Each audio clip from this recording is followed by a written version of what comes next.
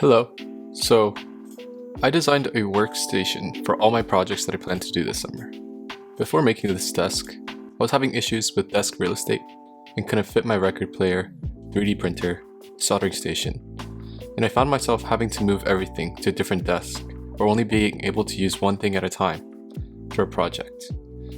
I also want to work on many different projects, from coding, designing embedded systems, to 3D printing all sorts of things. And that's why I decided to build a standing desk with a nice butcher block countertop. The process I used is very simple, and actually, it wasn't my first time doing it. I plan to make a future video about my PC setup in the future, but for now, I will go into the details here. So, for the countertop, I wanted to use a butcher block countertop from Lowe's. I found that this is the cheapest one that has adequate size and quality for my purposes. It's nice and heavy, but it's unfinished, and so it requires some time, love, and care to become usable. I prepared the butcher block by sanding progressively from 80, 120, and 240 grit sandpaper on both sides of the block. I used an orbital sander, but honestly, it's doable by hand. Just make sure to sand with the grain of the wood. After this, I used some oil-based paint markers to decorate the desk.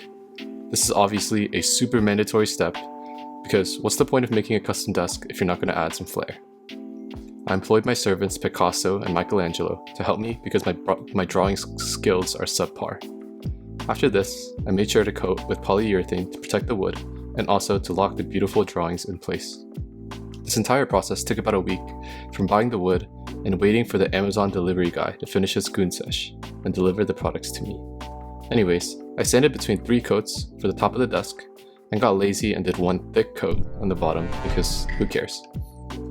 The legs I used were the FlexiSpot E7 standing desk legs. I chose these legs because A, they're extremely heavy, and I read online that they're very stable for 3D printers, and B, it can support the size and weight of my use case, and C, because up, down, very cool. Then, I slapped the whole thing together, added a couple of power strips under and on top of the desk, mounted the little button thingy, and also added a super handsome man on top of the desk, and voila, it was finished. Anyways, onto the actual workstation. Meet Theodosia, my A1 mini 3D printer. I've had this for just over 6 months now, and as you can see, I've made some modifications to it. Leave a comment if you want to see a review of it. She was gifted to me by my wife, and as you can tell, I have very much enjoyed using it. She also gifted me this nice record player from Drop and Audio Technica, also very cool. My brother got me the filament drive from Sunlu and this nice soldering iron from Fantic. Very cool. I got a soldering mat from Amazon and put my nice cabinet thingy on top to hold all my toys and trinkets. I also bought a nice power supply thing from Anchor. It can monitor power and has an app that I don't know why anyone would use it, but it's cool. Anyways, so the final lessons and tips. Make sure to follow the instructions when building the legs. Mine came out slightly uneven, but it is what it is. You could be like me and raw dog it, but always use protection. Like a drilling template or something. Anyways, thanks for watching. Make sure to leave a like and comment below.